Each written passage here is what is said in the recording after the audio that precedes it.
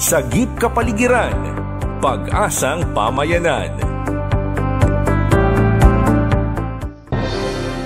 Maring kinundina ng grupong People's Movement for West Philippine Sea ang ginawa ng Chinese Coast Guard Vessel 5202 na mapanganib na pagmaniobra at pagmangga sa resupply boat ng Philippine Navy na unay sa Mayo 2 at paglalagay sa panganib ng mga sakay nito.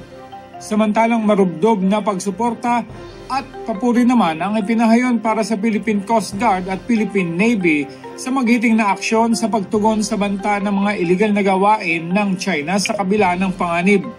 Ipinabot din ng grupo ang pasasalamat sa mga bansang nagpapakita ng suporta at iginigit din na dapat sumunod ang China sa mga kautosang nakabatay sa panuntunan na itinakda ng United Nations Convention on the Law of the Sea or UNCLOS. Ang pahayag na ito ng grupo ay ginawa isang araw matapos ang insidente na muling panghaharas ng China noong October 22. Samantala, dahil sa mga agresibong pagkilos ng mga Chinese vessels, ay mas paigtingin pa ng Pilipinas ang pagpapatrol sa Exclusive Economic Zone ng West Philippine Sea. Ayon kay Jonathan Malaya, Assistant Director General ng National Security Council, daragdagan ang maritime patrol kasunod ng pagsusulputan ng mga Chinese maritime militia vessels sa Ayungin Shoal, Bao de Masinloc at Sabina Shoal. Sinabi naman ni AFP Chief of Staff General Romeo Browner Jr. na posibleng magsagawa ng joint resupply mission sa West Philippine Sea kasama ang mga bansang nagpahayag ng suporta sa Pilipinas. Inamin ni Browner na nababahala ang AFP sa ginagawa ng China, subalit kailangan na ipagtanggol ang teritoryo ng Pilipinas.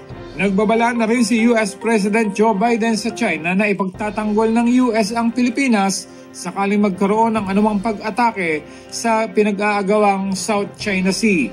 Inulit ni Biden ang kanyang ironclad defense commitment sa Pilipinas. Ang pahayag ni Biden sa South China Sea noong Miyerkules ay ang pinakamatindi na nitong pahayag mula noong uminit ang tensyon sa pagitan ng China at Pilipinas nitong mga nakaraang buwan.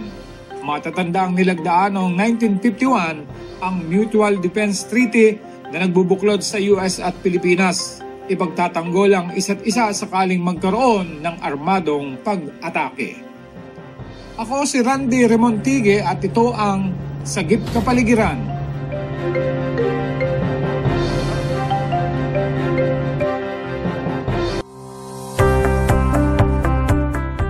Sagip Kapaligiran, Pag-asang Pamayanan.